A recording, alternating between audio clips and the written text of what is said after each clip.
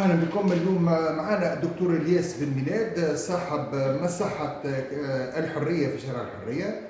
باش نحكيو عندهم عدة مشاكل بما فيهم خاصة مشاكل مادية، يعني يطالبوا أيضا بتبديل القوانين خاطر يمروا بأزمة مالية حادة.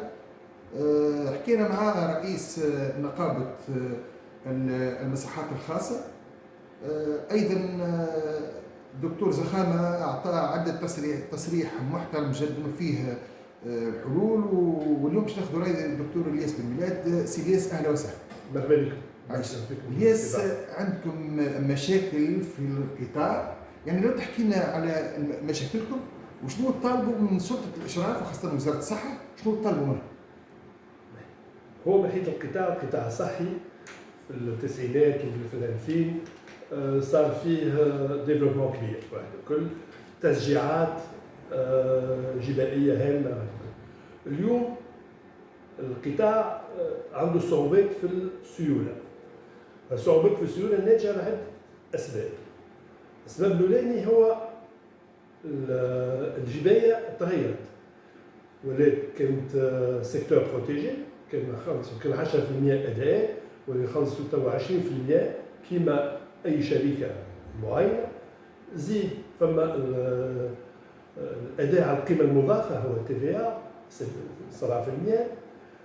وعندنا اللي هي في الوحيدة في العالم اللي الصحة عندها عليها أداء على القيمة المضافة، وفما 1% على الشيف دافير، مش على المرابيع، على الشيف دافير اللي يساوي تقريبا 4-5% في الأداء. هذا كله يكون ضغط جبالي.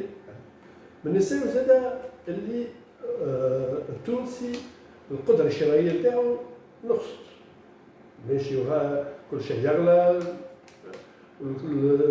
الصعوبات المالية تاع المواطن التونسي عندها تأثير على النسبة تاع الطاقة تاع المصحة كاش يجيو المرضى باش يخلصوا واحد الكل. من ناحية أخرى فما ضغط، فما المصحات الكل عندهم كليات باش يبدلوا الآلات، باش يطوروا الصيانة، باش يطوروا الآلات الكل. من ناحية الآلات هذوما الكل نستوردوهم من الخارج. قيمة اليورو ضعفت هالسنوات هذوما الأخرانية. القطعة اللي باش نشريوها ب 100 مليون اليوم نشريوها 200 مليون، المليار باش نشريوها اليوم 2 مليار دوات، على خاطر اليورو اللي كان 1.7 ولا 3.3 هما أكثر. من السبب زاد المساحات فما صعوبة في استخلاص الديون من ناحية الشراء الليبية.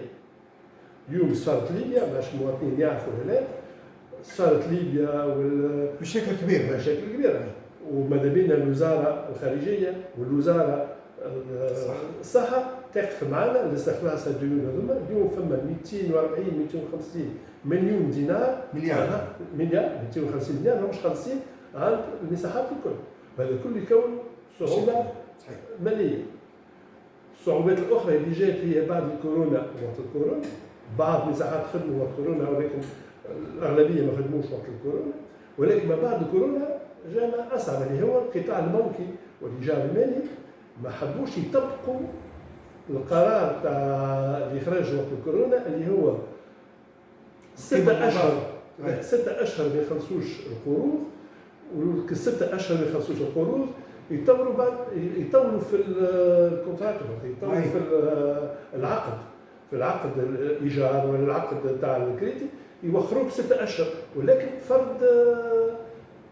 فرض مستوى، فرض قيمة. اليوم البنوك ما حبتش تطبق هذه، والبنك المركزي ما حبش زاد، رغم هو القرار خذا البنك المركزي مش يطبقوا على البنوك. لا مش يطبقوا. هبط بيان البنك المركزي وطلب من البنوك، هذا حاجه ثانيه بس جديده. هذا قرار السيد رئيس الجمهوريه جديد اللي البنوك ما حبوش يطبقوه. هذا تحكي على تخفيض 50% من الانتيري، من القيمه المضافه. لا الانتيري اسمها الزيادات. 50% في العقود أكثر من 7 سنوات البنوك ما حبوش يطبقوه. وفما وقت الكورونا كيف ما حبوش يطبقوا القرار وقت اللي خرج وقت الكورونا اللي هو خلى الايجار المالي او الكريديات زادوا 15%، يعني كان يرجع 100 ولا يرجع 115، وهو فرض دين هذا كل. دونك عندنا المشكل تاع الجبايه، عندنا المشكل تاع سفاره ليبيا، عندنا المشكل تاع ضغط الجباي، ضغط الجباي، ضغط البنوك.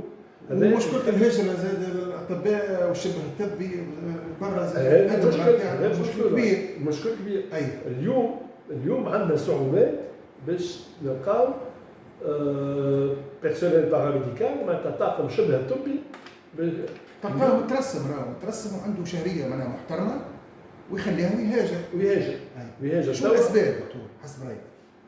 الأسباب تاع الهجرة هي مثلا المدخول نتاعو المدخول ويخمموا على صغار، أكثر شيء يخمموا على صغار ويقول لك ناخذ جنسية، بعد ما ناخذ الجنسية الأوروبية نمشي للخليج ناخذ صغير ونخمم على صغاري باش يقراو مجانا في اليوم هنا في تونس ما نعرفش انت بصفتك صاحب مؤسسه صحيه وعندك خبره، شنو الحل حسب في تقديرك؟ شنو الحلول باش نمنعوا وليداتنا والادمغه نتاعنا ما يهاجروش للخارج؟ شنو الحل؟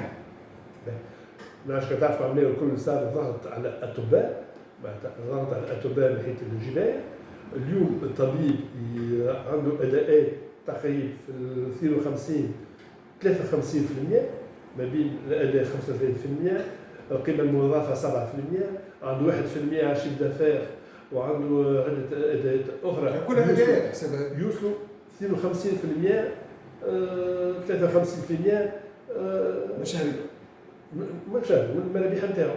اليوم حتى الطب الصغار ما يقعدوش خاطر ضغط الجباي من ناحيه، والطب اللي كبار واحد الكل يخدم اقل، يقول لك انا مش نخدم كل شيء ماشي هكاك نخدم اقل من رايح نتعدى في التخونش اللي اقل.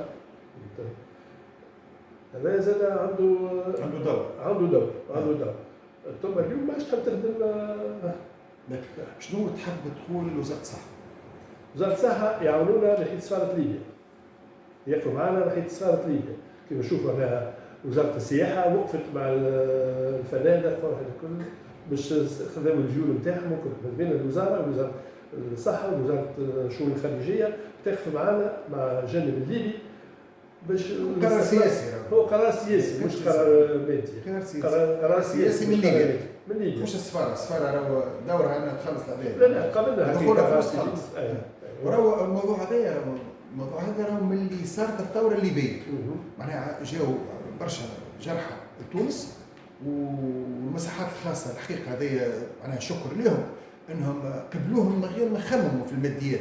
عطيه يمنع وباع نخلص، وهذاك اللي صار واللي اليوم مازال ما خلصوش. ما خلصناش معناتها وكان خلصونا احنا في 2013 14 واحد الكل خلصونا من 2011 و14 خلصونا القيمه اللي وقتها مش القيمه تاع توا. كان جاتنا الفلوس وقتها مشينا بها وقت الدولار 1.6 1.7. اي لكن ما فماش حلول اخرى، ما ثم حتى حل معناها. هو حل سياسي معناتها لازم وزاره الشؤون الخارجيه تتهم مع وزاره الشؤون الخارجيه في ليبيا مستوى ولا القياده العليا في ليبيا باش يخلصوا قرار سياسي. يعني هذا تدخل من رئيس الحكومه الليبيه السيد الدبيبه، هو اللي ياخذ قرار في نجموا قادرين في ليبيا في درج يخلصوا العباد في درج يخلصوا القاتل. هذا لازم الدوله التونسيه تعاوننا في هذا. ما ننساش حاجه اخرى زاده اللي توا المساحات المردوديه تاع البروجي هذا ما عادش معناتها الناس ما عادش تحب تعمل مساحات خاطر المردوديه نقصت. ما ننساش اللي السرير في القطاع الطبي في المساحه يتكلف تقريبا السرير الواحد يتكلف 500 مليون 500,000 دينار. خاطر السرير مش سرير وحده هو. نعم فيه الآلات تاع غرف العمليات، فيه الآلات تاع الإشعاع، فيه الآلات تاع التصوير، المخابر وهذا الكل. السرير في الميدان السياحي يتكلف شطر السوق، اليوم يتكلف 250,000 دينار. والمردوديه في السياحه اخي موجوده. عندي شوف الاسواق في السياحه تسمع على اليمين وعلى اليسار، شنو هي الاسواق اللي قايلين بها النزل غالية برشا. الاسواق الغريبه. كانت توانسة غالية. كانت لكن اللي يجي من الخارج من ولكن فرنسا ولا من الدولة الأوروبية احنا كمساحات نعطيو السرير اللي نكريوه السرير الواحد اقل من السوق تاع الفنادق. باش نوريكم المردوديه تاع المساحات نقصد، فما اليوم 20 مساحه للبيع، 20 مساحه للبيع. وشو ادله اخرى؟ القطاع البنكي، نقولوا نسميه بنك فخم في تونس، من اكبر البنوك في تونس، داخل في الميدان هذايا تاع المساحات، قاعد يبيع فيه مساحات. هذا 4-5 مساحات قاعد يبيع فيهم، زوج ولا 3 مساحات بيع. خاطر ما عادش فما تشجيعات جدائيه، المردوديه نقصت. يقول لك انا هو كبنك، ولكن احنا اطباء الكل ما فيش لنا حاجه اخرى. شكرا لك يا دكتور. مازال حاجه اخرى هي الانسان فما تاخير في الكلام، تاخير في الكلام، تاخير في الخلاص تاع الكلام ما بين 3-6 اشهر، اللي احنا تو تقريبا عندنا 30% من الخدمه تاعنا هي مع الكلام. 30% مع الكلام في 3 اشهر، معناتها الشهر كامل هي شهر كامل بالبيجي تتنحى. شكرا لك يا دكتور.